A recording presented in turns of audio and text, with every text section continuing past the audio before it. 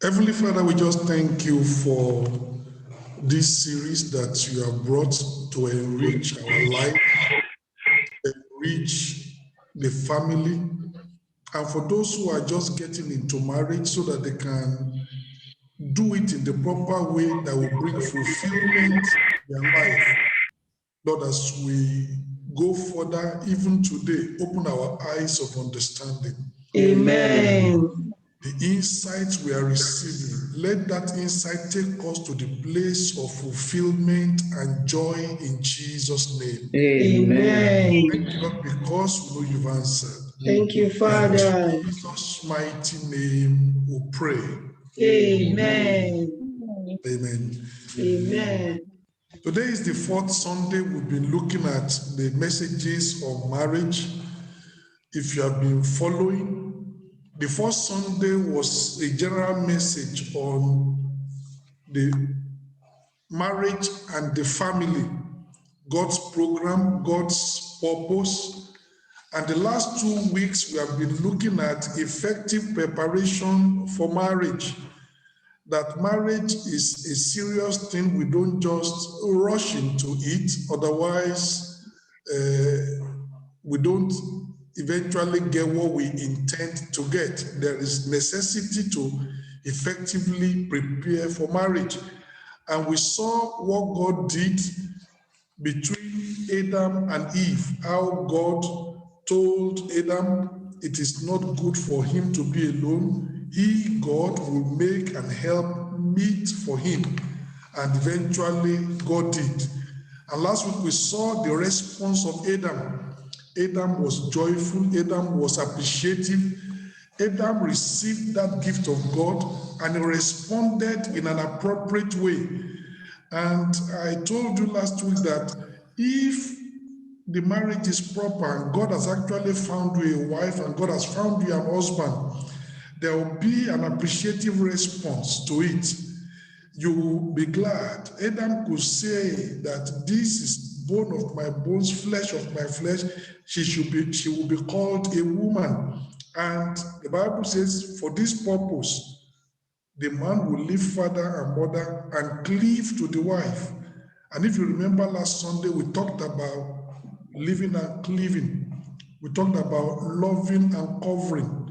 We talked about listening and caring. And we talked about laughing and caressing.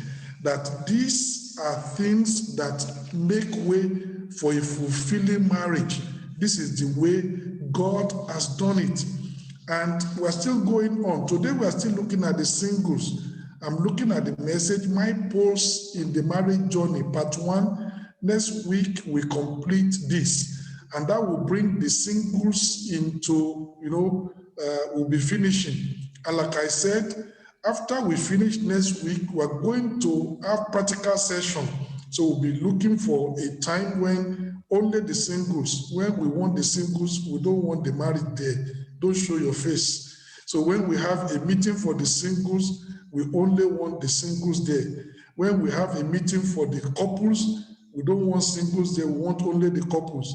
And if time comes and we have maybe time for the children, so that they can be able to talk and we can know their fears and we can be able to allay those fears and help them, parents should not show up. So each person with his own group, and the Lord himself will help us. This series will enhance and enrich our marriage in Jesus' name. Amen. I want you to, as I start this message, I want you to see Proverbs chapter 18, verse 22. Whoso findeth a wife, findeth a good thing, and obtaineth favor of the Lord. There are many people that think that marriage is a bondage. No. The Bible says if you find a wife, you have found something good. If you have found a wife, it's an evidence that you have obtained favor of the Lord. I showed you that somebody who is out of favor with the Lord, the Bible says that God can allow that individual to fall into a ditch, to fall into the hands of a strange woman that will terrify his life. It's in the Bible. So to find a good wife that brings joy and fulfillment and value to your life is obtaining favor of the Lord. In Proverbs chapter 19, verse 14, the Bible says, house and riches are the inheritance of fathers. This passage is very important for those that, for example, have children and your children, they are growing up and they need to be married. Don't manipulate, because house and riches, that's what you can give to your children. You can give them house, you can give them riches, you can give them inheritance. But look at the second part of the passage, and a prudent wife is from where? The Lord. From the From the Lord. Lord. You can give your children house and riches. You can give them an inheritance. But a prudent wife, only God knows that prudent wife. Only God can do that. So people who are trying to matchmake, people who are trying to say, well, I know that family, they're a good family. If we pick a daughter from that family, it will suit our family. You are not God. And many people have done that only to regret later. And we thought it was a good family now. That's why we recommended you to take away from them. We didn't know it's going to turn out like this. And because they played God.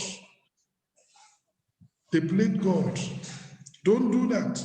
House and riches, inheritance of fathers, but a prudent wife, only God can give that. So what you can do for your children is to pray for them, but let God lead them. Let them trust God. Just as God is your father, God is their father. If he led you, he will lead them. So you leave them, you pray for them, you support them, but you don't try and manipulate things. Very, very important. And today's message is very, very important also for those who are not married. You know, there are some brethren, they are not married, but they don't want to do what it takes. Today you are learning how to get married properly, what it takes. Getting married and raising a family, it can be likened to going on a journey, a long journey that is going to last a lifetime.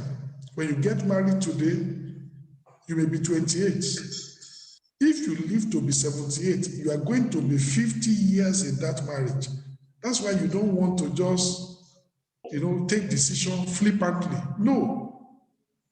If you marry today and you are 25, if you grow up, if Jesus tarries and you grow up to be up to 80, you are going to be 55 years in that marriage. Think right. Marriage is not something you get into and tomorrow you get out of. It's a lifetime.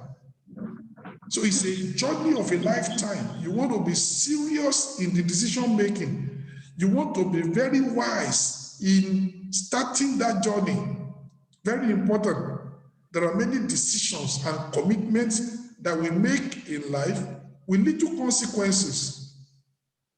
You spend money to buy bread, the bread is €3, only to get home and see that the bread doesn't taste well. You can throw it into the bin, it's only €3.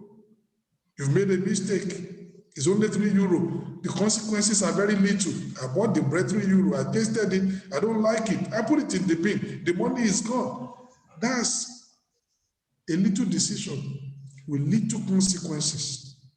But marriage is a big decision and a major commitment that can alter your entire life, either for the better or for the worse. There are people that were joyful and happy before they got married. The moment they got married, all the happiness and the joy and the fulfillment evaporated because every day is hell in that marriage. That marriage altered their destiny for life. So that's important. This is a lifetime decision. Today's message is not to put fear within you, but it's to give you caution. Those who just want to rush in and say, it doesn't matter, God, just give me any woman, just give me any man. No. This is a lifetime decision. You're going to be in that relationship for many years to come. So you want to go into the relationship with wisdom. Very, very important. You know, many people normally say that love is blind. If love is blind, marriage will open his eyes. Did you hear me? Yes, sir. Love is blind. Marriage will open its eyes. Which love is blind? You better pray. The things we are talking about, you better listen very well so that you can go into a fulfilling marriage. A marriage you will look back and say, Lord, I thank you for this marriage. I thank you for meeting this man. I thank you for meeting this woman. My life has been much more glorious because I met this individual. That's what it ought to be. That's what God wants it to be. And it can be. So this is the reason that we ought to approach this marriage with wisdom. And remember that an individual that is traveling the road for the first time, you are traveling the road, you don't know it, you will pay a lot of attention. You will look at the road map, at the road signs, you will look at the direction because you have not traveled that way before, you don't know the way. Somebody else is not paying attention, he has traveled that road before, maybe, so he knows the nooks and corners, he knows where the sharp bend is and where this is. You are traveling that road for the first time, you need to take caution because you don't know where the sharp bends are. You don't know, you might go on the wrong direction. So you pay close attention. So an individual traveling the road for the first time, heading for an unknown destination, we usually follow the road map and we hit the directions on the highway and take note of the designated numbers on the mileposts because they show you how far away or near to your destination you are. If you decide to travel from Rome to, for example, Milan, on the highway you will see 552. That's the number of kilometers to Milan.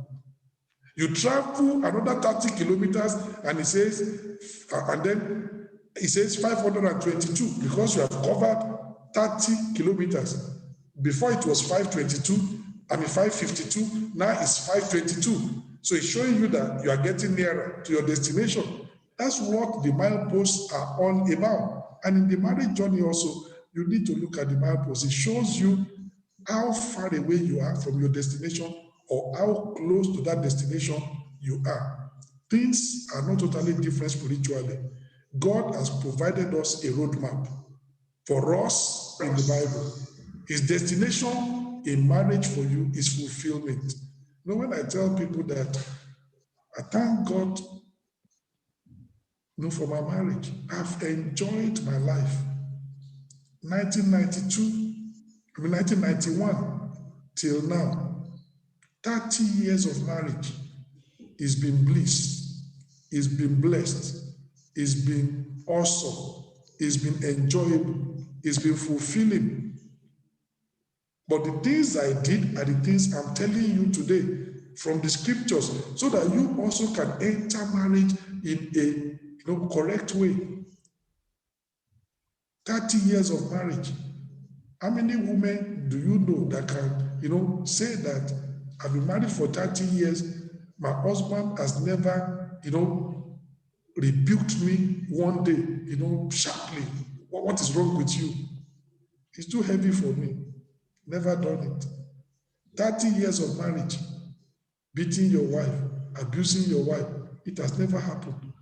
How many husbands do you know that can say publicly and say, I've been married for 30 years, my wife has never used her mouth to nag me for one day? You don't generally have that.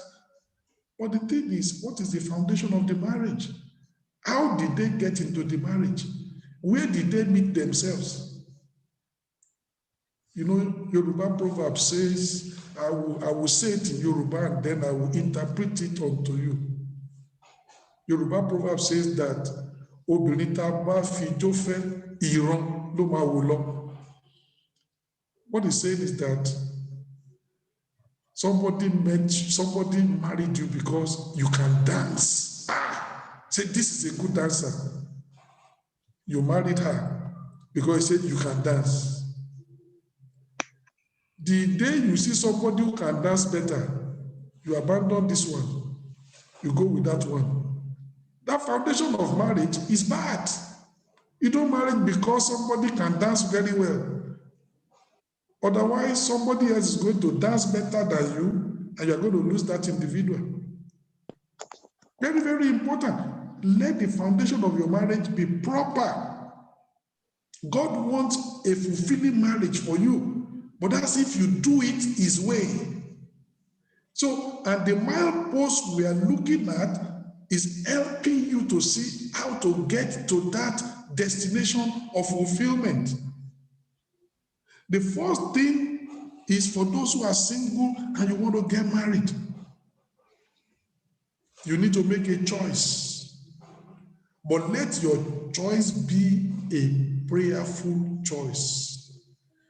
You are not choosing because you look at all the sisters in the fellowship and you analyze each one of them. You analyze their statistics, you analyze their complexion, you analyze their education, you analyze every single thing, the kind of job they have, then you compare, and then you say, I think this one will be best.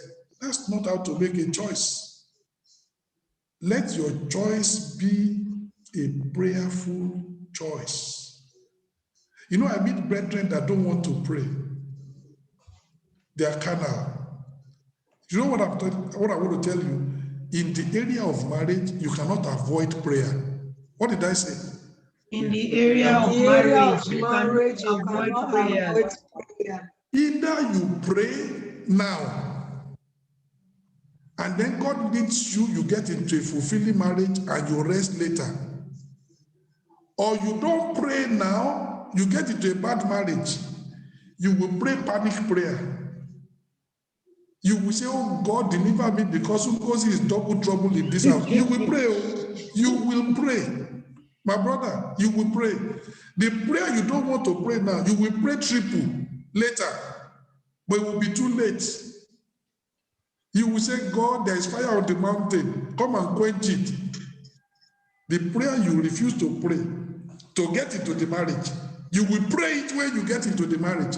My brother, you better pray. It's better to pray now and do it right than to be lazy. You don't want to pray. The prayer you don't want to pray now, you will pay triple of it later, but the suffering will be too much. So you cannot avoid prayer. So you make up your mind. Either you pray today and get into a fulfilling marriage and rest later, or you rest now, you don't want to pray, you want to cut corners. I'll be waiting for you. You will come and say, Pastor, you need to join me in prayer, fasting and praying for 3 days because my life is almost gone. So it's better to pray now. You cannot avoid prayer. The prayer you don't pray now, you will pray it later. You can't avoid it. And people who are married can tell you so. There's some brethren that are praying now. They didn't pray at that time. But now, you don't have to tell them to pray. There's fire on the mountain. But there are some of us there are people like us. We prayed at that time. We prayed very well. Today we are enjoying our lives. No panic prayer. No sending SOS to heaven.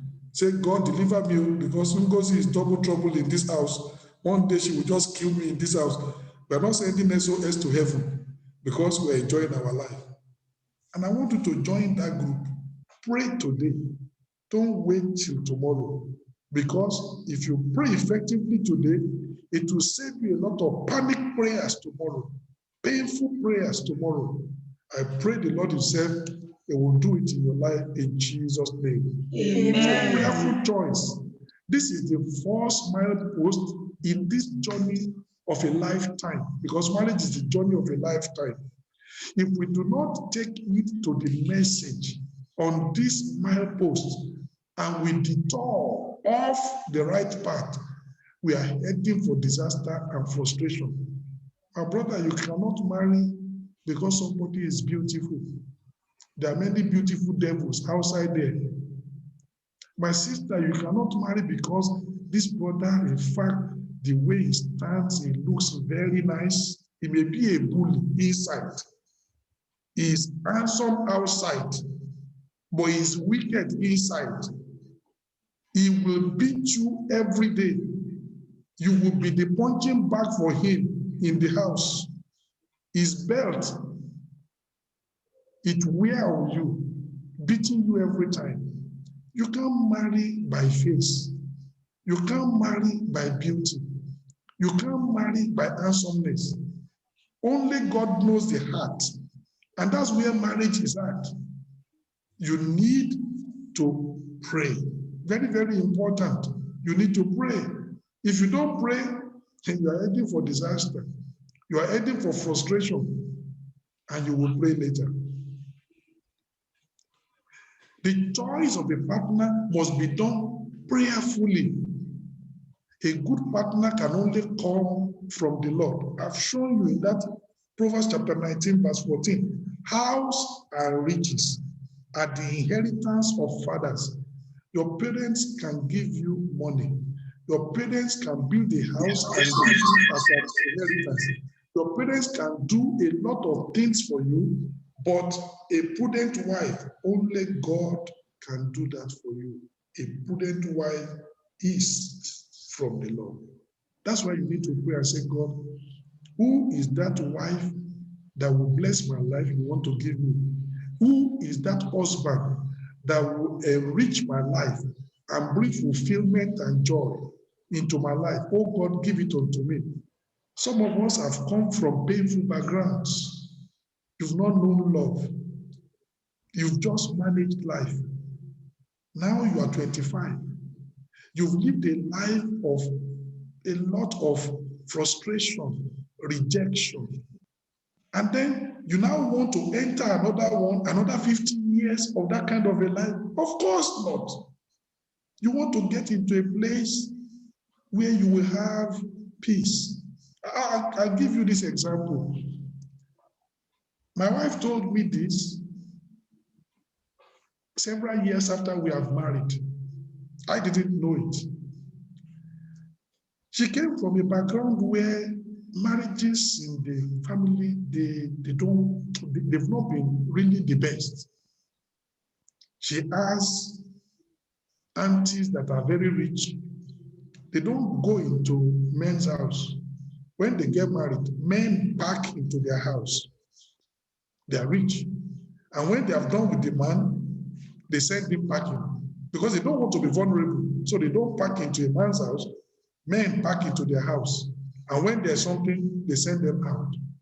So all that mentality had been in her head, even though a believer, I didn't know. God led me to her. We got married. Before we got married, she had her mind that I will have 2 children. And today we have 3. I will have 2 children because I know I will be able to manage 2 children. If the man misbehaves, I will kick the man out. And still a believer. And we got married. I didn't know what was in her mind. I didn't know what she has planned. And I'm a gentleman going my way. So it was one day she was saying, you know, this was what was in my head, but you are a good man. Amen. Amen. It's because of the background she has come from. A lot of frustration, what she has seen, a lot of pain. And you want to come into a marriage where that pain is assuaged. A place where you are valued. A place where you feel like a human being, accepted. You are valued. Very important. You don't want, after rejection in school, rejection in the family, abused by this and that, and then you get to 25, you get married, then you get into another one. Oh, that's a miserable life. And God wants fulfillment for you. But the way it's going to happen is what we are talking about. And if you follow it, you will enjoy your marriage and you will be fulfilled. And I pray the Lord himself, he will do it in Jesus' name. Amen. It doesn't matter what your partner has been thinking because of his background, because of our background. By the time you get into the marriage and the person is fulfilled, all those things will just vanish away. They are not necessary. They are not necessary. And I pray to be so in your life in Jesus' name. Amen. So Here we find it says, a prudent wife is from the Lord. A good husband is from the Lord. Proverbs chapter 18, verse 22 tells us, whoso findeth a wife findeth a good thing, and the person obtains favor of the Lord. So it should tell you that a good marriage is favor from God. And I think that how could I have chosen the wife that I presently married? How could I? Without God, I couldn't have. If I was to choose by myself, I would have chosen somebody else. Because you do all your statistics and everything. A good wife is from the Lord. God knows the person that will bring fulfillment and match you, and really is still the greatest matchmaker in the world today. And very important, God wants to help you, and He will help you. Amen. But you need to pray. The choice of a partner must be done prayerfully. A good partner can only come from the Lord. Therefore, reject every recommendation from friends and well-wishers. Your friend, they don't know you. Only God knows you. I was counseling somebody some years ago. His life was very, very miserable. Then I just asked him, I said, all right, even this marriage we are talking about and you are passing through a lot of pain, how did you get into the marriage? He said, Pastor, I just went to Nigeria to go and marry you. And some of my friends, they just pointed one lady to me in the church, and they said, that lady is very good. If you marry her, Say, Pastor, that's how I married you. I got into this fire, and it was real fire. Real fire. And I said, so you didn't pray? He said, no. My friends just told me, since they are also members of that church, I believe that they will know who is good. And they've shown you who is good, and now she's showing you her true color. It was terrible. Don't be like that. Reject the recommendations of friends and well-wishers. Pray to your God. He loves you. He wants to help you. He wants you to settle down well. He wants your life to be fulfilled. As a woman, God doesn't want to give you to a man that will be beating you every time, abusing you every time, does not appreciate you. You do this one, is complain. You do that one, is another thing. And then you are sad all day. He doesn't want to take you into that kind of marriage. He wants to get you into a place where your husband appreciates you. Even when you make mistakes, he said, well, everybody makes mistakes. Don't kill yourself because of that. Let's correct the mistake. Let's move on. Words of encouragement. Not a person that is going to, just cut you down and say you are nobody. God wants to take you into a good marriage. Just know that. That's why you need to pray. And He knows who can be your partner in that marriage. And I pray the Lord will do it in Jesus' name. Amen. Pray to God, who knows God's will for your life. You are not alone. God is with you. But remember that if people recommend a wife to you, it is you that you will live alone in that marriage. If you say, but if it was not you that recommended this one, I will not be in this mess. You're already in the mess. Your friend, he will say, I'm sorry. But the sorry does not rectify the problem. You are in it, you are in it. So that's why it needs to be your choice. A prayerful choice. So that you don't regret tomorrow. Very, very important. And I pray the Lord will do it in our lives in Jesus' name. Amen. A man who refuses to pray seriously will end up falling into the hands of a life-destroying woman like Delilah, or an ungodly tyrant like Jezebel. My brother, you refuse to pray, you will get into a trap. People that will manipulate you, oppress you, do this. Now, I counseled a person, not in our church, but from another church many years ago. Then when I finished, I asked him, how did you get into this marriage? And then he told me, I said, Pastor, at that time I didn't have documents, all right? And I needed accommodation, all right? This woman showed me mercy and took me in. So, also to show her mercy, I married her. Terrible, terrible, terrible. What the woman will do to him, terrible. Went to Nigeria, broadcasted him, this one, that one. My brother, you need to pray. My sister, you need to pray. There are men that are looking for slaves. And that's not about marriage. They want a slave to cook their food. They want a slave that they can have sex with. You are just a tool. God doesn't want to give you to a man that is only looking for a tool, a doormat. No. God wants to put you into a family where the man sees you like a partner. You are partners, you are heirs together of the grace of life. You are valued. You are not a thing. You are not a servant. You are not a baby factory. You are not a food factory. You are more than that. But only God can do that. Some men are they're not looking for partners, they're just looking for a slave, somebody to serve them, cook my food, wash my clothes, iron my clothes, and give me whatever I need. Full stop. You are not valuable. How are you going to be happy in that marriage? You can't. So that's why it's important to pray. You don't know the hearts of men. You don't know what is in the mind of people. Delilah married Samson. She was not interested in marriage. She had a deal. She had a deal with the Philistines that we're going to pay you this much. We want you to betray that man onto our hands. She married and she told Samson, how can you be telling me this and you say you love me and you know I love you? Until Samson was destroyed. She had an agenda.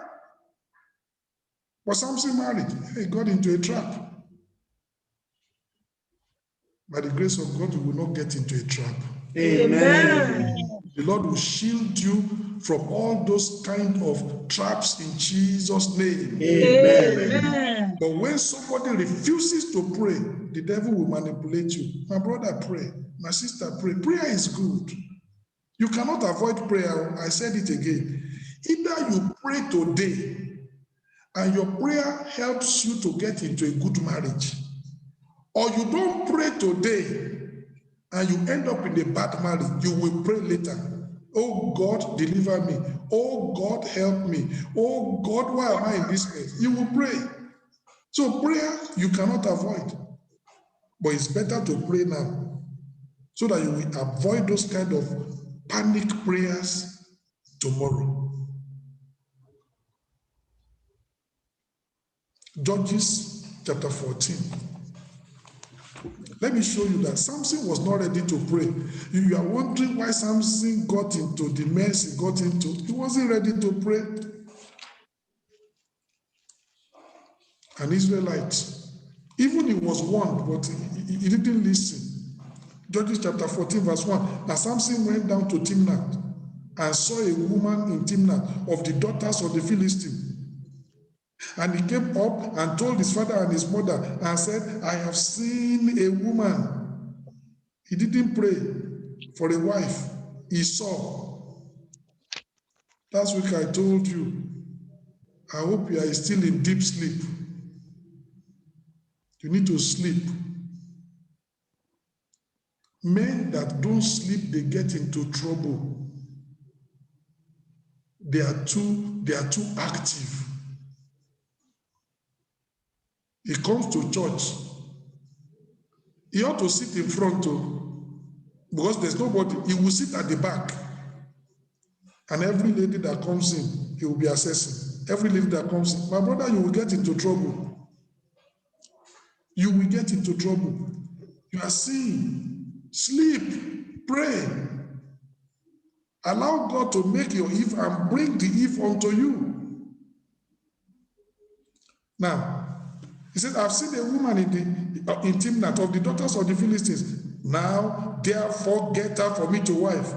Then his father and his mother said unto him, Is there never a woman among the daughters of thy brethren, or among all my people, that thou goest to take a wife of the uncircumcised Philistines? And Samson said unto his father, Get her for me, for she pleaseth me well. She didn't please the father, she didn't please the mother, she didn't please God, but she pleased Samson. Oh, you're on the way to destruction. Get her for me, she pleaseth me well. Does she please God? No. The parents said, Is there not a daughter of God who is a Jew that you can marry? You are going to marry this uncircumcised Philistine? These people that have no relationship with God, this chronic unbeliever. He said, That's the one I want.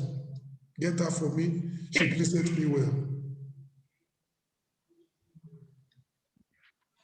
That lady manipulated Samson. You can read it in chapter 14. We don't have the time. Samson got angry and abandoned her. By the time Samson came back,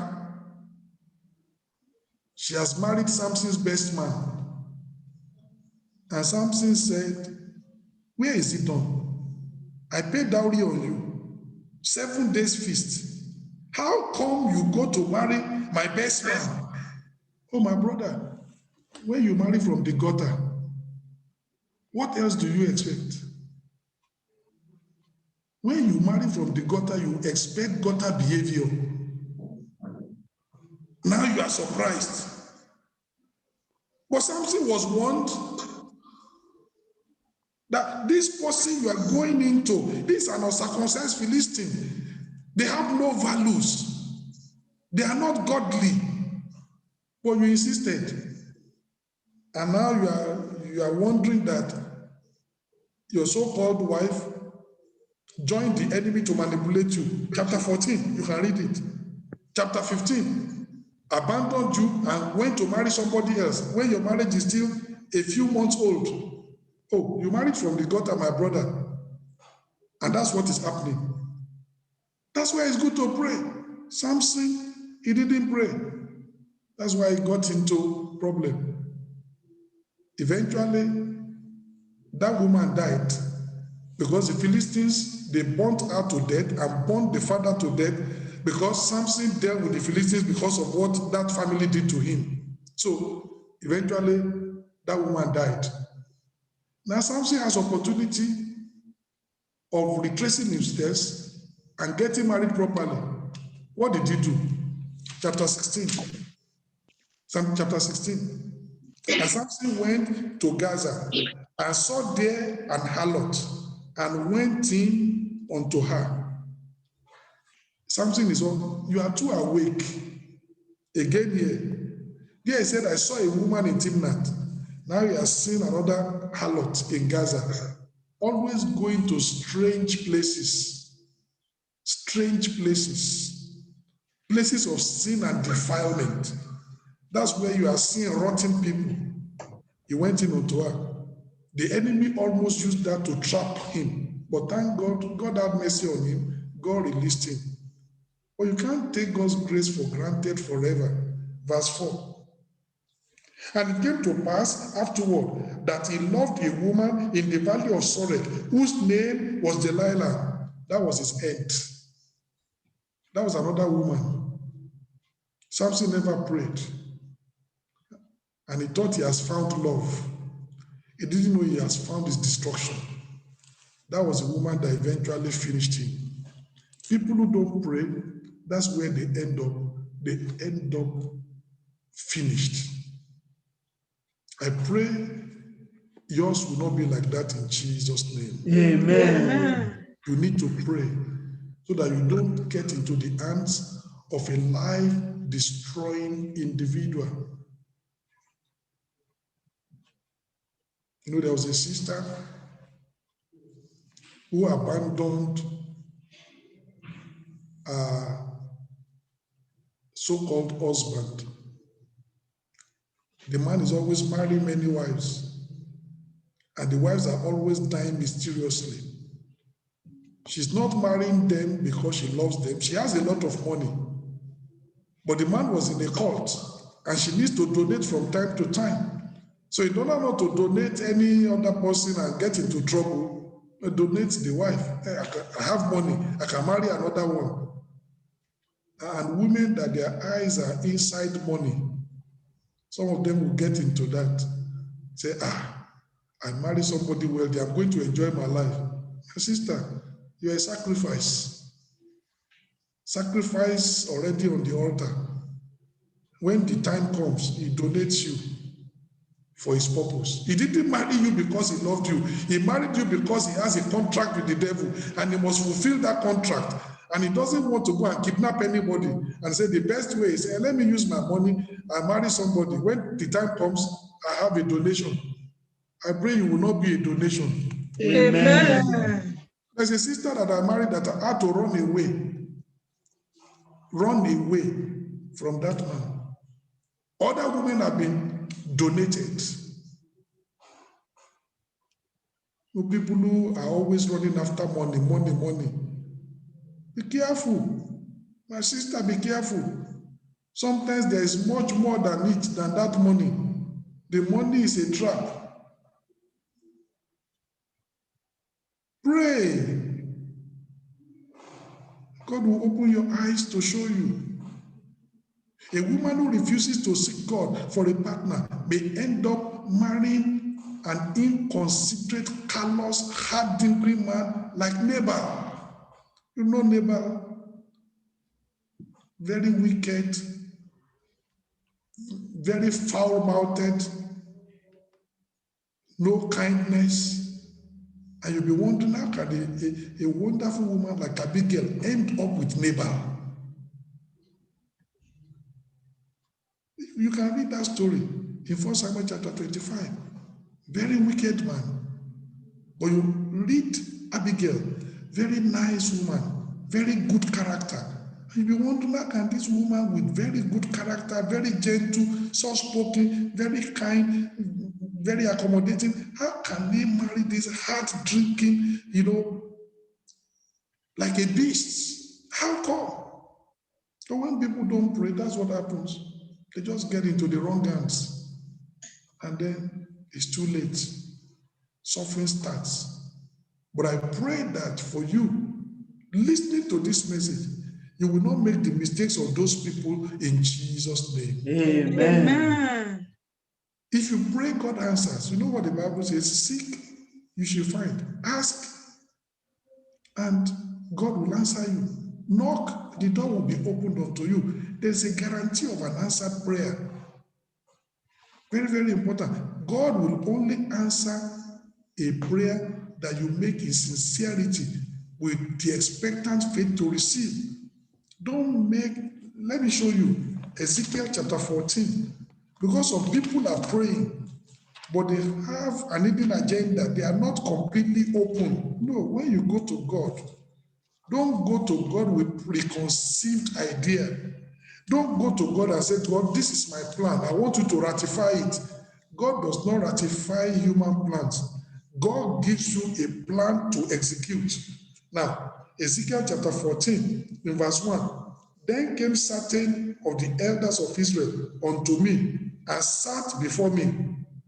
And the word of the Lord came unto me, saying, Son of man, these men have set up their idols in their heart and put the stumbling block of their iniquity before their face. Should I be inquired of at all by them? Therefore, speak unto them and say unto them, Thus said the Lord God, every man of the house of Israel that setteth up his idols in his heart and putteth the stumbling block of his iniquity before his eyes and cometh to the prophet, I, the Lord, will answer him that cometh according to the multitude of his idols. God said, I will not give you my mind. I will not answer you the way I want. I will answer you according to the idols in your heart. Somebody goes to pray and say, God, I want you to show me my wife. But day and night, you've been thinking about a sister. You think about her, you toss it up and down in your mind. And then you say, God, I just want you to show me a dream so that I will know who is my wife. When you dream, you will dream of that sister. God will answer you according to the multitude of the idol in your heart, not his will for you. He said, well, Pastor, I saw her in the dream. If she's been an idol in your heart, you will see her in the dream. That's not coming from, this is God. So when you go to God, don't go to God with a preconceived idea. Go with a neutral mind and say, God, I know you created me. You want the very best for me. Oh God, I am open. I want to get married. I just want your best for me. And when you are open like that, then God can lead you. Very, very important. So you need to be completely open. God can answer your prayer. God speaks to different people in different ways. Because somebody can say, okay, how am I going to know God's will for my life? I'll tell you a little bit. How do I know God's will for my life? God speaks to different people in different ways. So that's why it's important for you to develop your spiritual life. John chapter 10.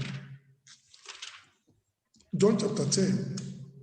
How do I hear the voice of God? When I have prayed, how do I know that God is the one speaking to me? John chapter 10, verse 27. My sheep hear my voice. The first question is, are you God's sheep? If you are not born again, how can you hear his voice? My sheep hear my voice, and I know them, and they follow me. He said, you will hear a voice behind you telling you, this is the way, walk thou in it. God will speak to you. But God speaks to different people in different ways. In order to save our time, let me give you these examples. As you read in the life of Joseph, God never spoke to Joseph audibly. Joseph, it was always through a dream. He dreamt the first dream. He dreamt the second dream. God showed him his future through that dream. He got into prison. One prisoner dreamt, he interpreted it for him. Another prisoner dreamt, he interpreted it for him. The dreams were accurate. 2 years later, Pharaoh dreamt, he interpreted the dream. It was accurate. God led Joseph through dreams throughout. When you take Samuel never dreamt. Samuel never saw visions. But God always spoke audibly to Samuel.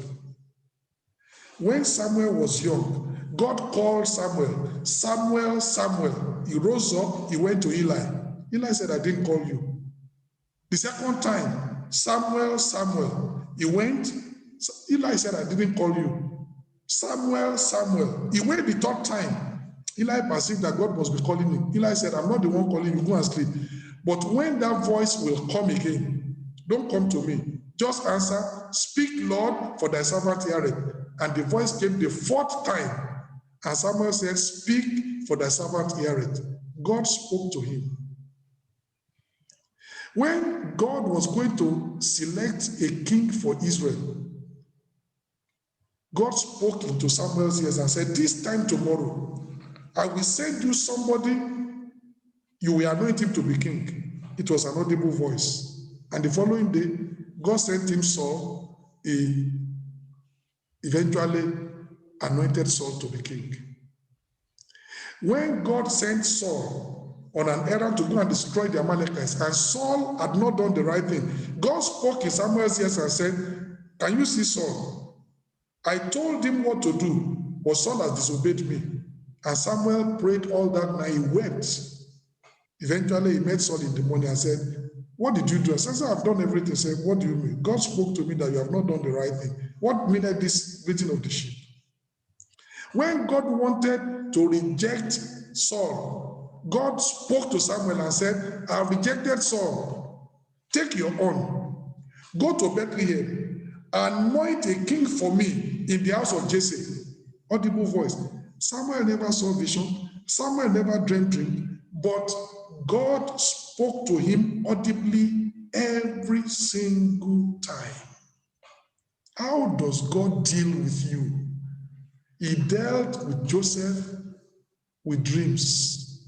He spoke to to Samuel always audibly. When you go to read Ezekiel, Ezekiel will say, and God took me and by the river of Chebar, and I saw always visions. In the case of Ezekiel, so many visions. God will just take him in the spirit, put him somewhere, and show him the vision, and then God will interpret the vision to him. Always in the life of Ezekiel, it was visions and visions and visions and visions and visions. So how does God talk to you?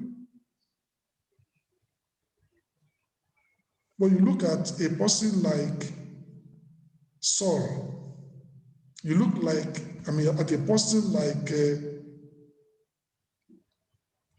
Aaron. God can lead you through a set of circumstances.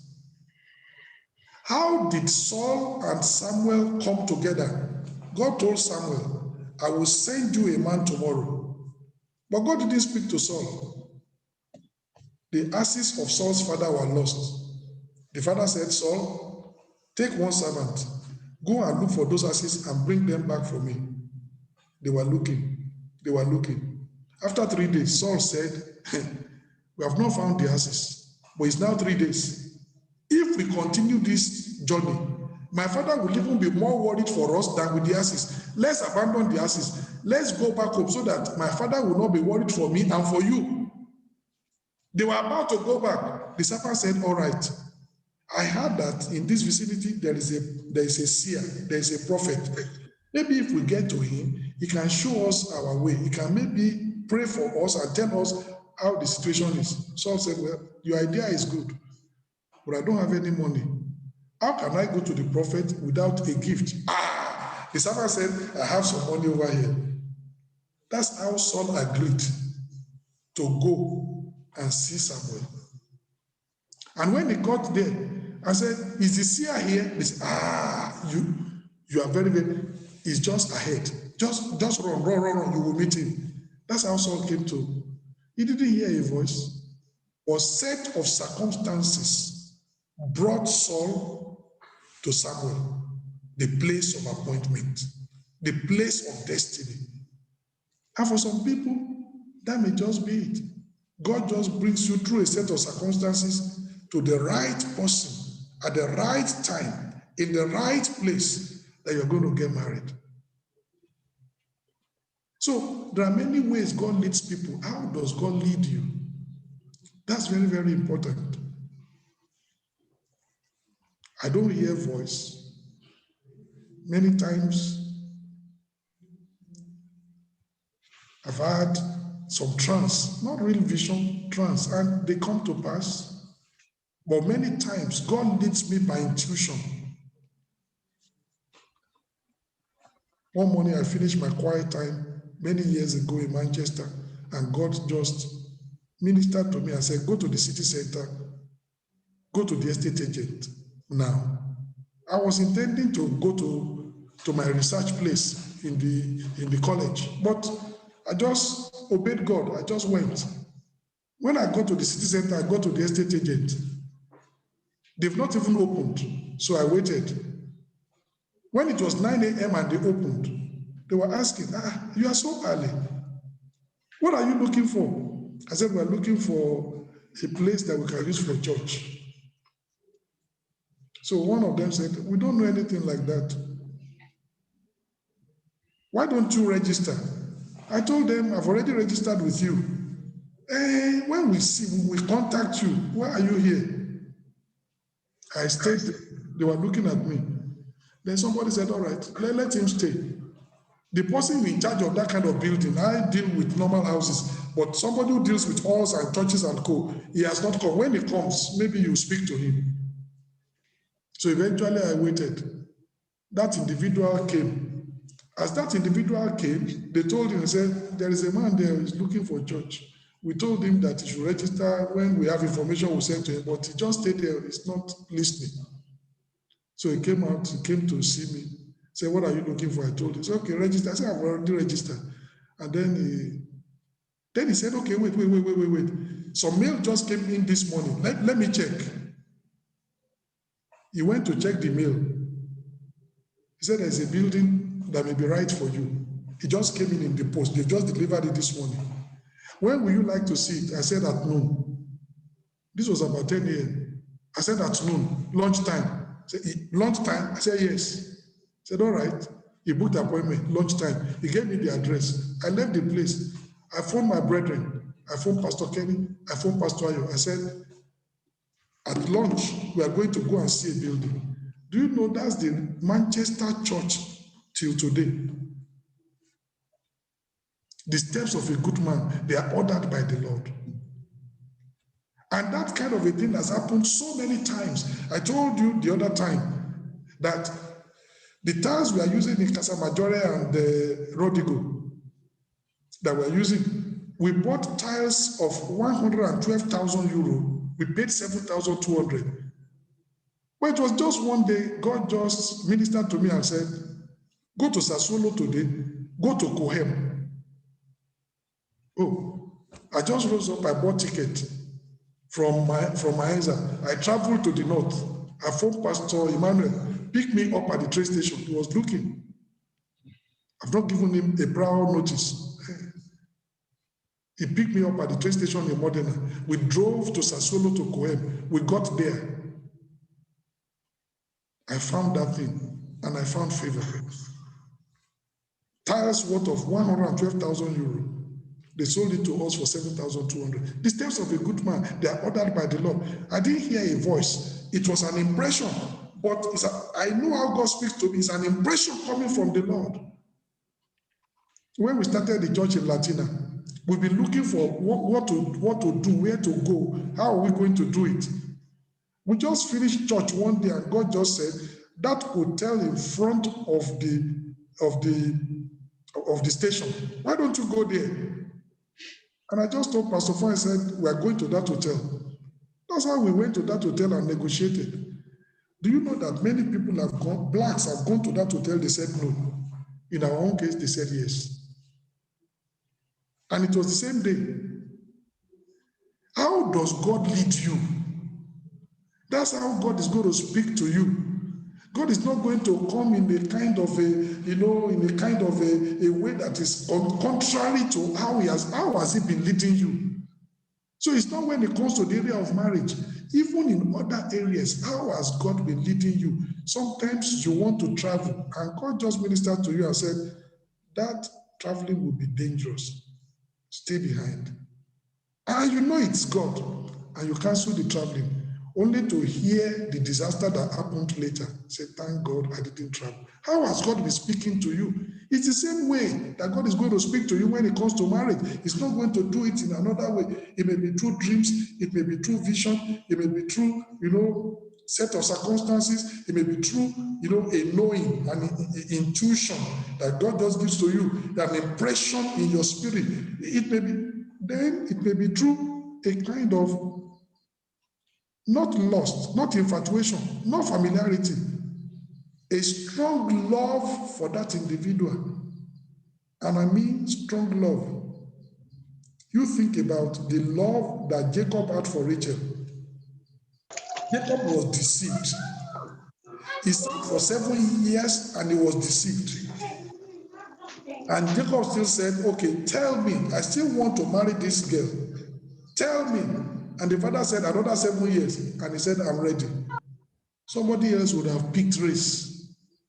I served 7 years. They deceived me. I'm going to put my head in another 7 years. God forbid. He will pick race. But the love for Rachel was so strong that no obstacle is going to stand before it. If it was lust, if it was infatuation, any little thing, you vanish. So it may be that also. That's also the leading of God. So How does God lead you? That's very, very important. When you pray, God will lead you. May speak to you through a dream, may speak to you through an impression, may speak to you through a vision, may speak to you in an audible way. It might lead you through a set of circumstances. It might be that God just gives strong love for that individual, not infatuation, not likeness that comes as a result of familiarity. I'm not talking about that. I'm talking about love that, circumstances cannot alter. That's important. And when that happens, you will have peace. Anything, you will have the peace of God within your heart. When God is leading you, there's always peace. Anything you want to do that is always causing you panic, I hope, then maybe it's not coming from God. There will be peace in your heart. There's an assurance from heaven. God tells you, I'm in control. I'm the one that is leading you. There will be peace. So you must also use the peace test. That this revelation that I said I've gotten from God, do I have peace? You've gotten the revelation from God, but every time when you dream, you see the woman is taking a knife, I'm going to kill you today. Then you wake up, say, Jesus, Jesus, Jesus, Jesus. The following day is another dream. You see yourself standing by the river, and before you know it, the lady just pushes you. Wah! And you are drowning, and you wake up, Jesus, Jesus. My brother, there's something about that leading, I don't think it's from God. God is already telling you there's great danger ahead. There will be peace. Do you have peace on the decisions you have made? Do you have an assurance from heaven that you can go ahead? Are you calm about it every time you think about it? Or do you feel a lot of panic and stress about it? If it's coming from God, there will be peace. Peace tests. So you have prayed. God has spoken to you. You have known God's will for you in marriage. What next do you do? Well, different churches have different ways of handling it. But in Deeper Life, in order to avoid confusion, the Bible says God is not the author of confusion. What we do in a church where it is small, for example, when the Deeper Life was small, there was no marriage committee. People normally come to me. But as the church is growing bigger, I can't do it all. We set up a marriage committee. It's just to manage the process. Marriage committee is not God. They are to help you. So there's a necessity for pastoral counsel. Don't go to the person directly. Let the church know about it. There is, order in the church. The church is the pillar and ground of truth. It is the household of God. Because God is not the author of confusion, he expects that things should be done decently and in order. So pastoral counsel and direction is essential if costly mistakes are not to be avoided, and the church not thrown into confusion. And like in Deeper Life, you can do a lot of blunders. Like in Deeper Life, where if you look at my hand, you don't see any ring. Because marriage is not by ring. If you look at the hands of my wife, you don't see any wedding ring. Marriage is not by ring in Deeper Life. So if you are not careful, you are coming from somewhere, say, I can see the hand of that sister, there is no ring. Doesn't mean she's not married. And there's some brother say, Pastor, in fact, after I prayed, God really assured me that that's my wife. I said, brother, you should keep on praying. We don't tell the brother. He has seen the will of God to a sister that is married, already with 3 children. Because the husband and the 3 children are not here, They are back in Africa, and the sister looks very young, and there is no ring in her hand. Brother has prayed through to the sister. So we just say, brother, there's something wrong with that praying. Go and keep on saying, in fact, Pastor, I saw it. God said it. My brother, she is married. She has 3 children. She has an husband. Because she's not using the wedding ring, it does not, But thank God that the brother came to us. If the brother went to the sister, maybe she has given you a dirty slap, even for opening your mouth to say that God told you. Which God? You will be embarrassed. So you understand? But now the sister, you've made a mistake, but the mistake can be corrected without embarrassment. The other way, there will be big embarrassment. And she can tell other people, and then they will be looking. That's the brother that is always praying to every married woman in the church. You'll be praying that the ground will open up so that you can enter. Don't go and embarrass yourself. Come to the church, tell the pastor, and then we know what to do. We are here to help you. The marriage committee is not there to hinder you, but to help you. So the first point of call, after you have known God's will, is the pastor of your local congregation, the pastor of your church, is the appointed representative, like the marriage committee, or is appointed representative like the marriage committee in very big churches. In small churches, maybe the pastor. In big churches, the marriage committee. You go to them and then you tell them that. Now, in Hebrews chapter 13, verses 7 and 17, why do you go to the pastor? Let's see. What is the role of the pastor in your life? Hebrews chapter 13, verse 7. It says, remember them which have the rule over you, who has spoken unto you the word of God, whose faith follow. Considering the end of their conversation, say, live like your pastor. Follow and be obedient like your pastor. What I'm telling you today, that's exactly what I did. And God has brought me into a good marriage. And yet I was a pastor in deeper life, but the process is the same. There is no rule for the pastor or rule for the member. This is the word of God. And if you follow our footsteps, you will end up where we have ended, place of fulfillment. Verse 17, obey them that have the rule over you, and submit yourselves, for they watch for your souls. As they that must give account, that they may do it with joy and not with grief, for that is unprofitable for you. We are looking for your benefit. We are watching over you so that you don't make mistake. We are watching over you so that you can get the very best. That's the purpose. So you go to the pastor and tell the pastor, I feel led to a particular sister. Or if it's a sister, normally that doesn't happen, but occasionally it can. I feel led to a particular brother. In case you have made a mistake, the pastor or the marriage committee could be able to steer you off a potential disaster or save you from being a casualty in this journey. Pastoral counsel is not a substitute for praying. Don't come and use us as even if I make a mistake, pastor will tell me. That's not the purpose. You need to pray. You need to pray to know God's will for yourself. Because the choice is yours. The choice is not the pastor's.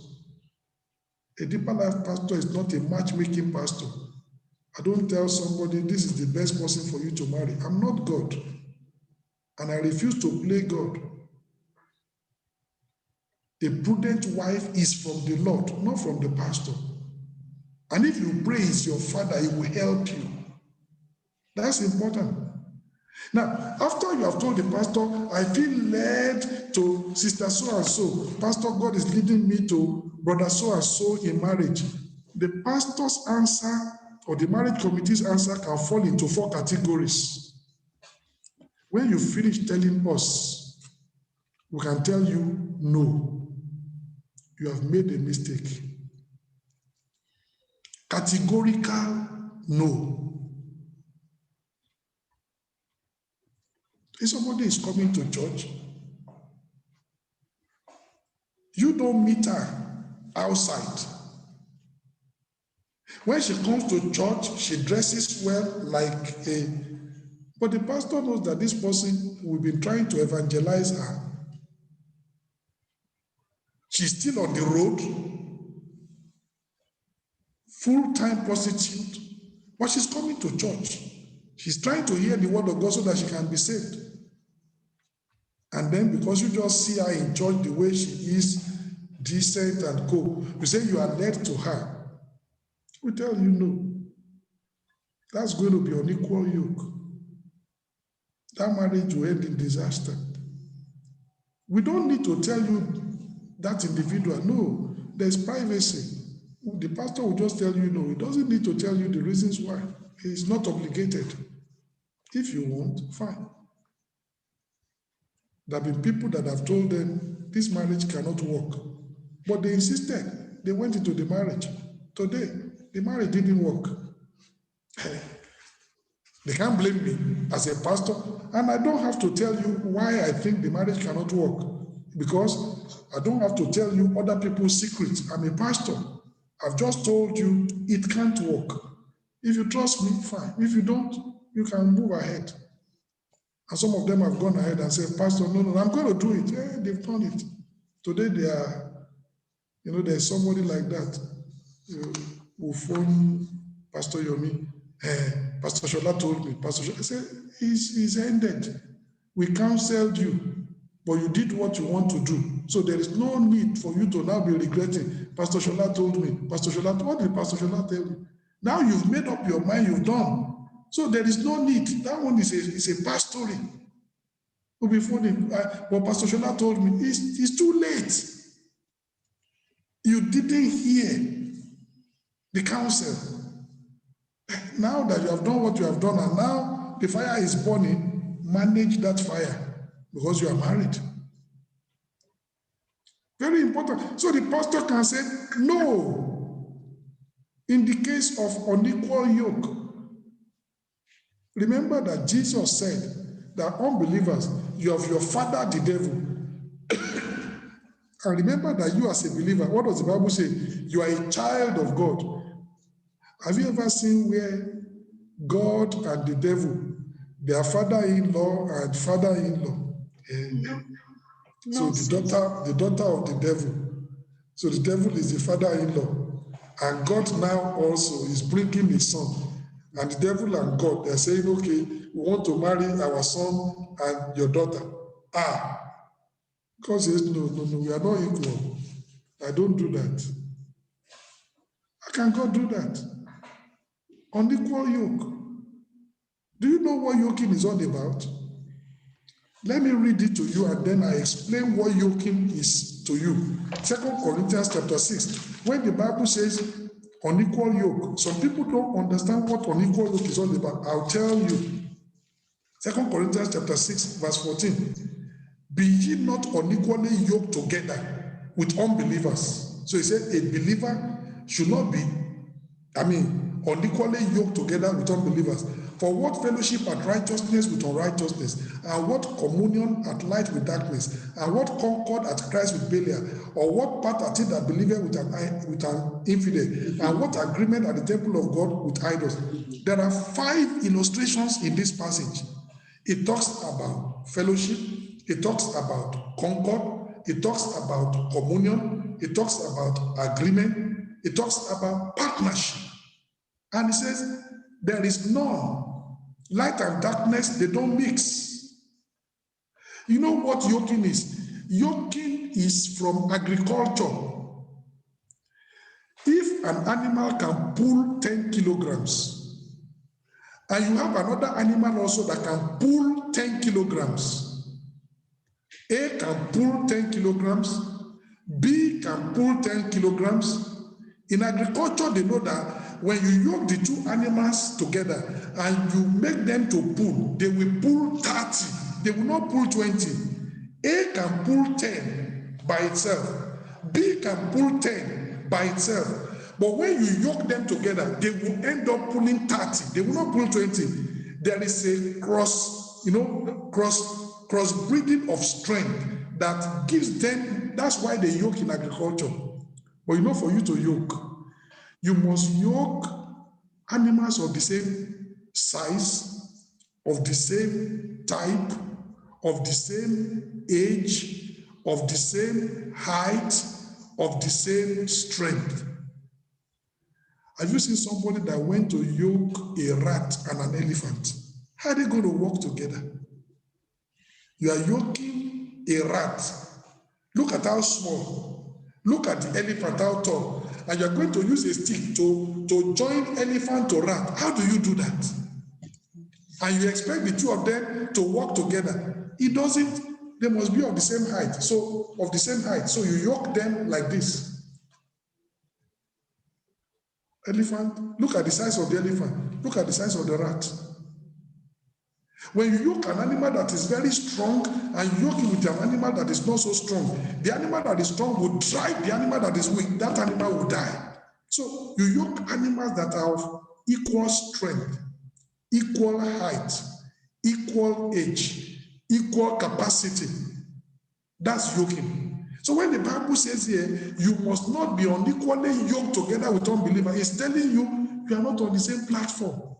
You are in righteousness, this one is on righteousness. You are in light, this one is in darkness. You belong to God, this is a child of Satan. How do you want to yoke those two together? It's not possible. If it is not possible in agriculture, it's not possible spiritually. Because it will lead to disaster. How do you yoke an horse with a dog? Dog can run, but which one can run faster? Horse. Yours. So when you yoke an horse with a dog and you tell them, run, when the horse begins to run, it will be pulling, the dog will die off. You can't yoke them. You must yoke animals of the same type, animals of the same strength, animals of the same height, animals of the same capacity. Then you can get that increase in what you want. So when the Bible says don't be unequally yoked together with unbelievers, it's an illustration of that your qualities and your characteristics are completely different. Yoking is impossible. If you try to yoke it, the end result is disaster. That's why a believer cannot marry an unbeliever. It's an unequal yoke. It will not work. If it doesn't work in agriculture, it will not work spiritually. And it's stupidity to say, and that's what they say, I will do what I will do. We will see, oh brother, when you are coming for prayer, when you tell pastor, please join me in praying and fasting for 3 days, I will tell you that I need to eat my food because you should have done this prayer before. It's not to now come and put me on hunger strike now. Amen. Amen. I'm saying it in a light way, but if you know people who are going through tension, you weep for them. That's why it's very serious matter. You need to be calm. So the pastor can say no. I'll give you an illustration. I'll give you one. Many years ago, at that time, we didn't have marriage committee in Deeper Life. So there was a brother in Padova, precisely. He said he was led to a sister in Padova. So I said, all right, I'll pray about it. I'll get back to you. I prayed about it. My spirit said, something is wrong. That leading is not coming from God. So I told the brother, keep on praying. And the brother kept on praying. 1 month went, 2 months went, 3 months went. Pastor, what's going to happen? I said, keep on praying. 4 months went, 5 months went, 6 months went. The brother came back to me. I said, I don't have peace in my heart. Keep on praying. After about 1 year, the brother is still praying. I didn't give him any answer. The lady in question one day came to church and told that brother that God saved your head. I came to this church just to marry you. I didn't come to church to serve God. And tell that stupid pastor that would not allow me to marry you, tell him to hell with him. And she stormed out of the church up till today. That brother's name was Brother Ben. He was shaking. He was shaking. I just didn't feel right. I'm watching over him. I have to give an account. And if God does not give me peace and go ahead, I'm not going to give him peace I'm not going to give him a go ahead. But that was what eventually happened. That lady said, I didn't come to church to serve God. I came to the church because I love you. I want to marry you. But that pastor did not allow me to marry you. And she stormed out of the church. We have not seen her up till today. That brother would have entered into a trap. So when the pastor says, pray more, there are some people, the pastor doesn't want me to marry. Oh, I'm already married. What am I going to do with the sister? You want to marry? Go ahead. Some of them come back later. Hey, pastor, I should have listened to you. My friend, brother, it's too late. You are married now. You begin to scandalize in the church. Pastor doesn't want me to marry. Am I going to marry 2 wives? I already have my own wife. I'm married and I'm settled. I'm enjoying myself. We're only trying to help you. So if you think so, it's your choice. A pastor doesn't want me to marry. Who doesn't? I want everybody to marry, but I want you to marry well. I don't want you just to marry and be suffering in your marriage. I want you to marry well. So the pastor can say no, because does not see a way. The marriage committee can say no. This leading. There were 2 individuals that said they wanted to get married. I told them, God has not spoken to me. But from my understanding of the Bible, I can't see this marriage to be a leading of the Lord. It won't work.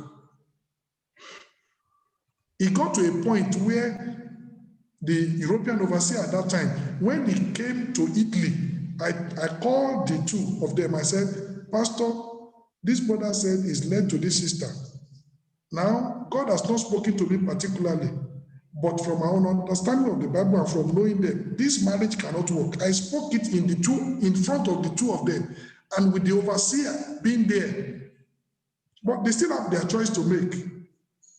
Eventually, they went ahead and they got married. They are scattered today. From day one, the marriage never worked.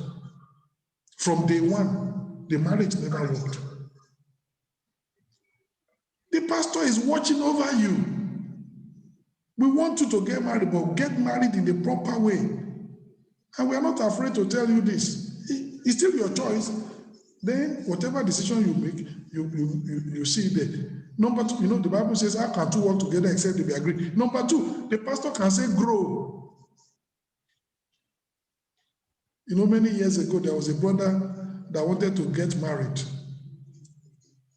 And I told him, you are not ready to marry yet. You need to grow. This was a brother that is working. The mom lives in another place, but the mom has to come and wake him up every morning, prepare breakfast for him, and help him get ready. The day the mom does not do that, he doesn't go to work. That's still a baby. So I say, you need to grow up. You need to be independent. Your mom is still coming from her house to come and wake you up and prepare you for work. Even though you have work, you are an adult, but you are not behaving like an adult. Your mom had to take you like a baby every time. This is not going to make for a good marriage. You need to grow up. And we delayed things until that brother grew up. Otherwise, my sister, when you marry that kind of a man, you have married a baby. So you must know that. Some sisters are saying, hey, I don't know, my husband, he's a baby. And you don't want to marry baby. So sometimes we tell him he needs to grow up. At other times, a brother will meet and we tell us and say, Pastor, I feel led to this system. Say, all right, keep on praying. We know this sister, we're helping her. When this sister opens her mouth, can lambast God, lambast the angels of God, even cut the head of the pastor, and we say, sister, somebody doesn't speak like this. This is the way. We are trying to shape her speech. We are trying to show her godly way of communication. If you marry her in that state, you marry terror. So we tell the sister, you need to grow. There are things that God needs to change in your character. Otherwise, if you go into marriage the way you are, that marriage will be tense. And we tell that brother, still, hold on, let the sister grow. And that happens sometimes in deeper life. And people say, they are delaying me. If you go into that marriage, from day one, it will be tension. It doesn't mean that God has not led you to that individual, but it means that this individual, some of these things must be eliminated to give you the chance of enjoying your marriage. You don't want to start managing problems from day one. It will weary you. So sometimes we tell the people, grow. In cases where either of the two parties are immature in one or several areas of their lives, we tell them you need to grow up. Otherwise, you're going to be behaving like a baby. My sister, you married a man, and then you get pregnant. And unfortunately, you are a person that the pregnancy affects you so much. You spit here, you spit there, and every time, morning sickness from day one of the pregnancy. If you marry a man that is not mature, say, I didn't know you were like this now, spitting all over the place. What is wrong with you? Can't you? Doesn't understand, how that woman is feeling. No compassion, because he's a baby. So when I married you, this was not what I bargained for. My brother, what did you bargain for? You didn't know the woman is going to get pregnant. You didn't know that there are some women that when they get pregnant, it's a trouble until they give birth. What did you settle for? It's part of it. Because he's a baby. He doesn't know that marriage is more than boyfriend-girlfriend relationship. I love you, this and that, you look nice and cool. When she gets pregnant, you will know that she doesn't look nice. You will see the shape. You need to be more than a baby. You need to grow up. Then there are other times when the pastor will say, well, everything is okay, but you need to be slow. In cases where the leading is foggy, in cases where carnal impatience is evident, we tell the people, slow down. Let's be sure. And in cases where everything seems to be all right, within the limits of Scripture, we have prayed, God has not said no, we look at it, it doesn't seem to be carnal, we have listened to their testimonies, everything is okay, we said, all right, you can go ahead. So it's like a traffic light. So when you come for pastoral counseling, you have come to a traffic light. You see the traffic light we have. Yes, when it is red, what does it say? Stop. Stop. Don't go. When it is amber, what does it say? Get ready to go. And when it is green, what does it say? Go. So this one is the pastoral traffic light. No. Grow. Slow. Go. So when you come to the traffic light, my brother, respect it. If we say no, don't go and scandalize us that our pastor knows that there was somebody that came to me like that in Milan and said, Pastor, this brother wanted to marry this sister. You are not allowing. I told the brother, point of correction. I don't matchmake. I told the brother, point of correction, I don't matchmake. If you don't know what is happening, that case is with the marriage committee. I don't even deal with it in the first case.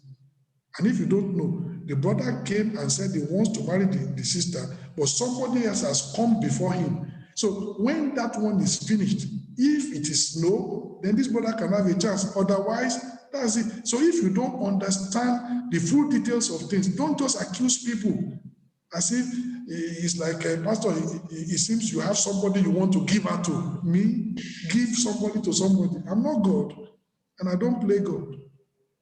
I only moderate the process the way God wants. Full stop.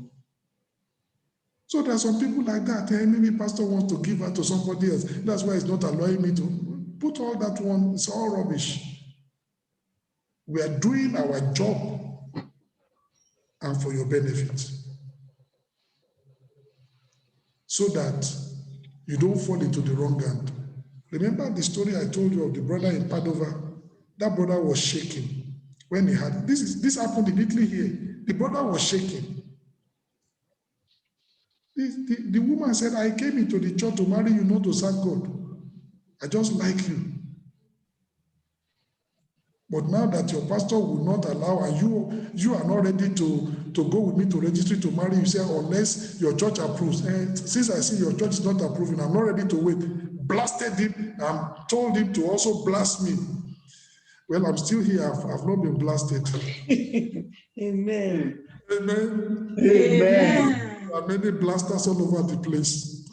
But I don't care whether you are going to blast me or not. I will do my job as a pastor. I was happy. I was happy.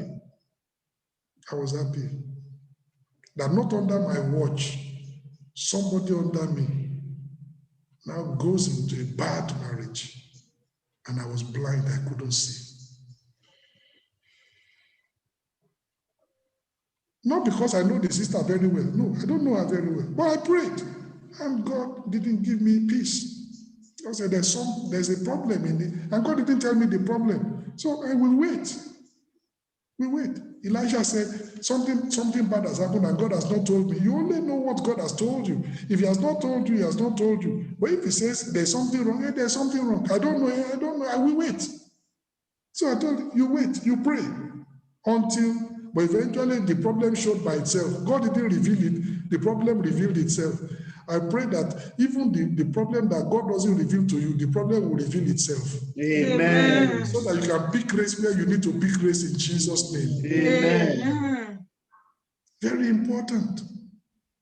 So that's the pastoral counsel. So the marriage committee will now take over, show you this and that. If it is go, they now tell you, all right, you go. The marriage committee will call the sister. You have come to marriage committee, you've told them your story, you've told them this and that. They will tell you to go. They are going to pray about it. When they have peace and they think that everything is okay, they're going to call the sister and say, sister, somebody is led to you. And they're not going to tell her. The marriage committee is not a matchmaking committee. I don't think that everybody that comes to marriage committee eventually gets married. No.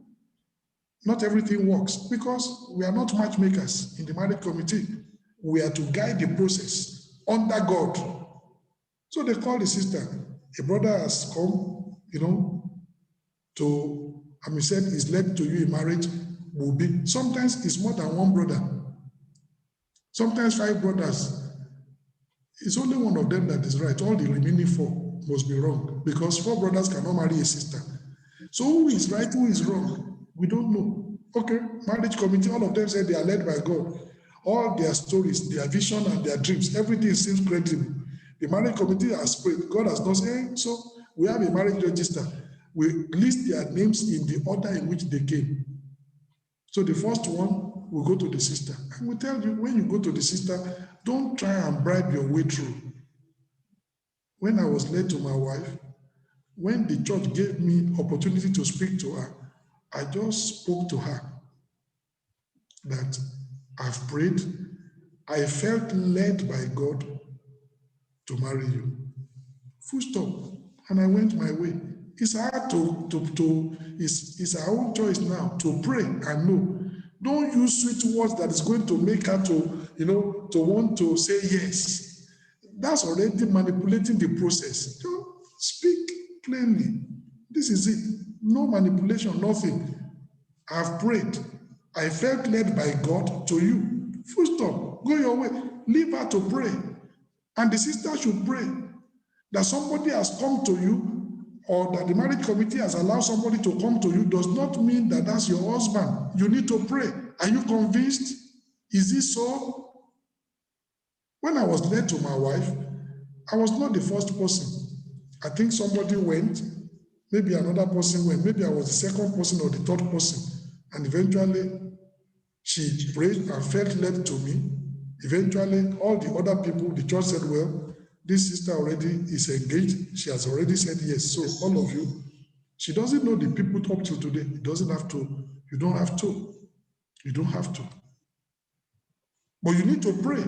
So it's not that somebody comes, that's God's will. You need to pray. It takes two to make a marriage. And my brother, if the sister prays and says no, the church cannot force her to say yes. Because sometimes people say, Pastor, put pressure on her now. I don't put pressure on anybody. Because I'm not going to live in that marriage. She is going to live in that marriage. If I put pressure on her to marry you, and now you begin to maltreat her, what am I going to say to her? No. She needs to pray. And if she says no, no is no. You can go and pray. Later she can say yes, because God is telling her, you said no, you didn't listen to me. That's God's will for you. For this reason, for this reason. She can change her mind later. God knows how to manage the process. But don't always think there's going to be yes. If it is no, it is no. And take it in good spirit.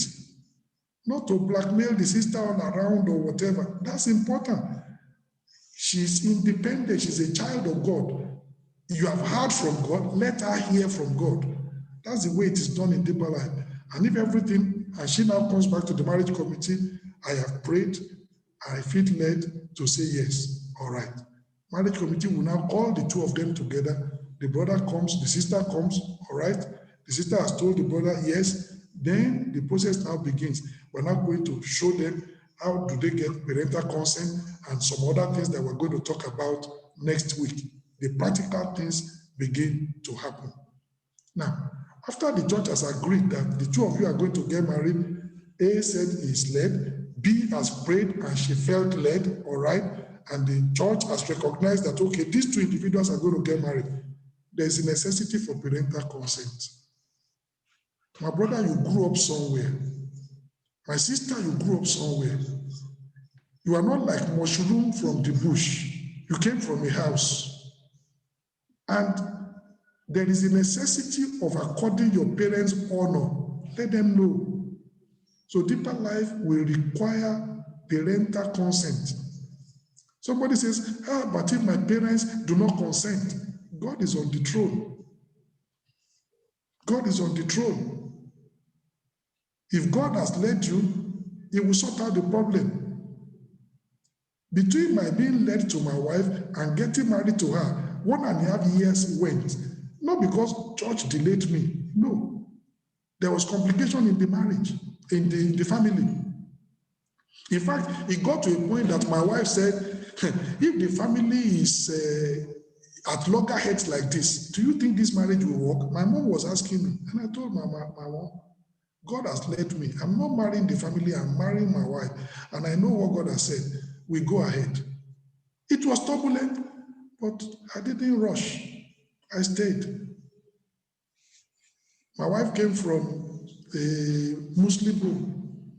It came to the point where when they told me to go and bring dowry, one of the things they told me to go and bring as part of the dowry was this Islamic slate. Came, and I said, me, pastor, will give you this. They said, if you don't bring it there, you're not going to get married because this is part of the dowry. I said, I want to get married, but I cannot give this. Me, a pastor, the giving came. That was a big problem. Eventually it was solved. I never gave it. I prayed. God intervened. So don't run away. And I didn't say, well, your parents don't want me to marry you. 1 year has already gone. And what are we going to do? Let's go and marry. Don't elope. Let God solve it. I didn't give up on her because of the delay. If God truly led you, don't you think that God will solve whatever problems that are there? I waited, and God solved the problem. And I thank God I waited. You know, some other believers say, I cannot wait 1.5 years. I cannot wait. No. They will abandon her, choose another person, and your life is completely different. What God prepared for you to be a fulfilling marriage, then you go and get into a mess because you cannot wait. Oh, I waited, and I didn't blame it onto her. Look at all the mess that your family is causing. We should have been married now. No, don't put it on her. She's not the family. If there's a problem in the family, it can be solved. You need to understand that the day that they went to do introduction, my mom was chased out of the house. Chased out. And my mom said, do you still want to go with this marriage? I said, I'm going. I told you they chased me out of the house. I said, don't worry, we are going ahead. I'm sure of myself. I'm sure of the leading. If you are not sure, all those ones will create a lot of problems. I told my mom, sorry for you being chased out of the house, but we're going ahead. Today, my mom is so happy that this is my wife. She's so fulfilled. All those stories now, I've forgotten them. Be led by God. Prayerful choice. Pastoral counsel. Parental consent. This is the next milepost, following prayerful consideration and acceptance by both parties that God is leading them together in marriage. We did not spring up from the ground like useless weeds. We do have parents. Christian courtesy demands that we inform both parents of the intention to get married in a courteous, formal way and wait for their consent and blessing.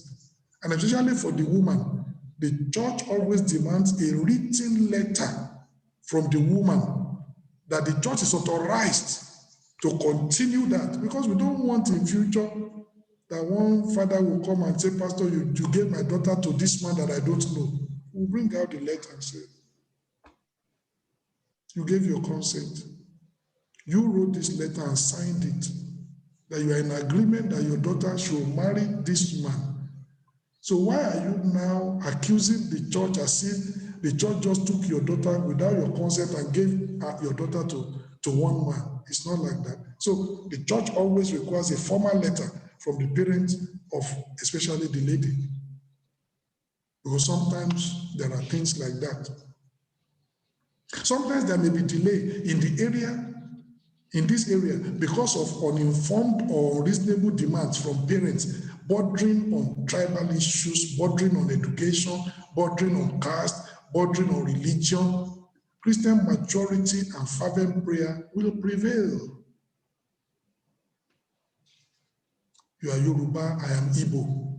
Igbos don't marry Yoruba. That's cultural problem. It can be overcome.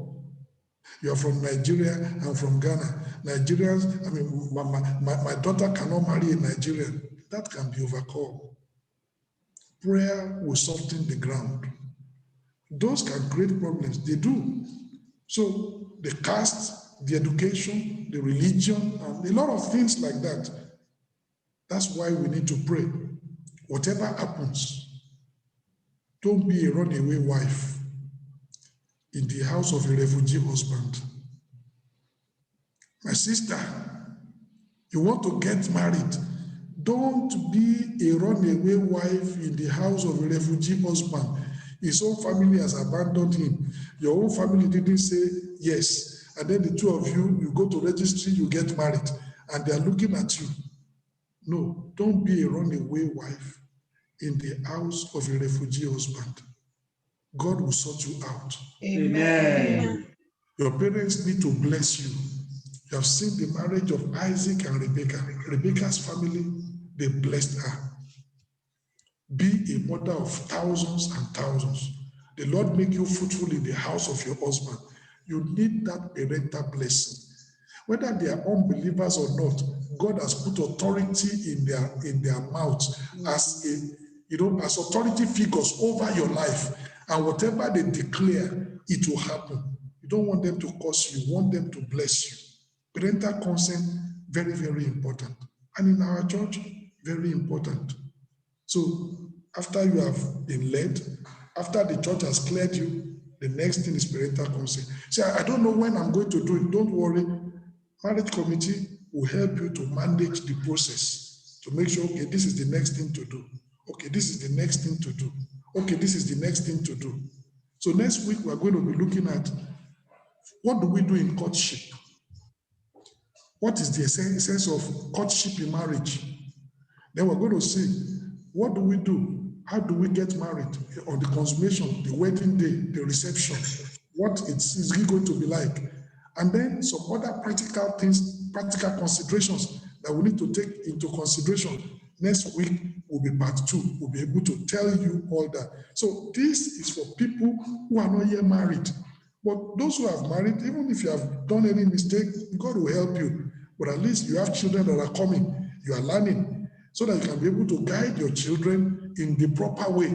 So it's an education for you if you're already married, so that you can be able to guide your own children in future, that this and this is the best way to be able to do things. I pray that the Lord himself will help us in Jesus' name. Amen. Let's rise up and pray and tell the Lord that what he has shared with us, that God will help us to utilize all this information so that we can get into a place. Father, we just thank you for what you have shared with us, mileposts in the marriage journey. I'm praying that my brethren that are not yet married, they will pray.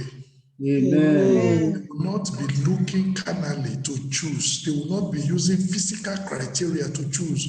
They will depend upon you to give them bone of their bones and flesh of their flesh. Amen. So that they can enter into a fulfilling relationship and marriage in Jesus' name. Amen. Lord, the Bible says that if we get a good wife, we are obtaining favor from God. Oh Lord, help my brethren to obtain favor from you in Jesus' name. Amen. That wives that will bring value into their lives, husbands that will bring value into their lives, you will grant unto them in Jesus' name. Amen. We pray that none of them will fall into any ditch, Amen. fall into any trap. Amen. Your word and they follow. Oh Lord, lead them in the right way in Jesus' name. Amen. Lord, we are praying that in years to come, we'll be able to celebrate results out of this series in Jesus' name. Amen. Marriages that are conducted, couples that are living fulfilling lives and enjoying their lives because of the insight that they got. Oh Lord, make it to be so in Jesus' name. Amen. And Lord, we are praying for those who are already married. Maybe some of them didn't do it the right way.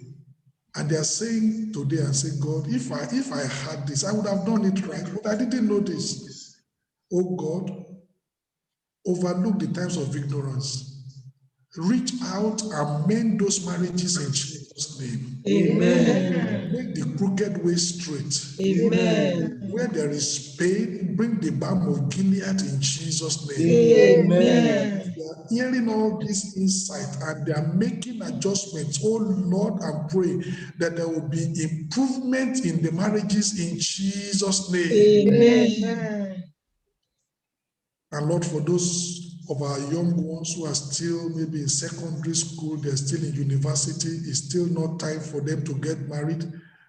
This is information for them to store for tomorrow.